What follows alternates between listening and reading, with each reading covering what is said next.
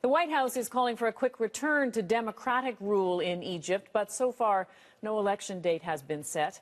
And amid fears of violence and more uncertainty about the country's future, the rest of the world is coming to grips with the power shift in Egypt. The CBC's Anne McMillan has more from London. The Middle East is no stranger to military coups. 6 decades ago, Egypt's Gamal Abdel Nasser overthrew King Farouk. Military dictatorships lasted there until Hosni Mubarak was ousted in 2011. Hafez al-Assad played a key role in a coup in Syria. Today, his son is fighting a brutal civil war. Muammar al-Gaddafi helped depose Libyan King Idris in 1969. It took 42 bloody years to end his rule.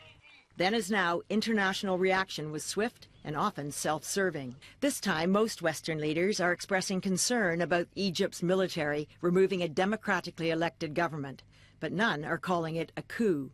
We never support in countries the intervention by the military, but what now needs to happen, what we need to happen now in Egypt is for democracy to flourish. I am gravely concerned by the situation in Egypt, and I'm concerned by the reports of fighting and death. In a statement, Canadian Foreign Affairs Minister John Baird says Canada urges all parties in Egypt to remain calm, avoid violence, and engage in meaningful political dialogue.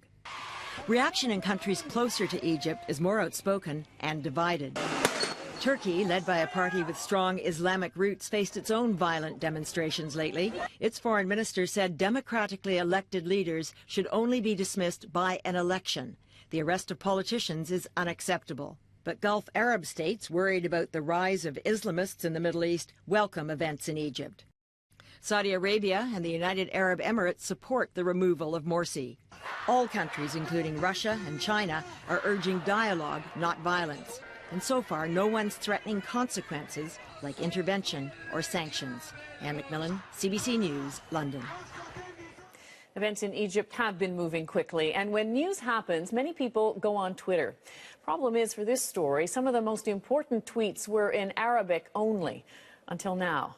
Twitter announced it's doing real-time translation of some of its most followed Egyptian accounts, including those of the ousted president. Of course, it isn't perfect, but, for example, while Mohamed Morsi's last tweet was grammatically garbled, the sentiment came through.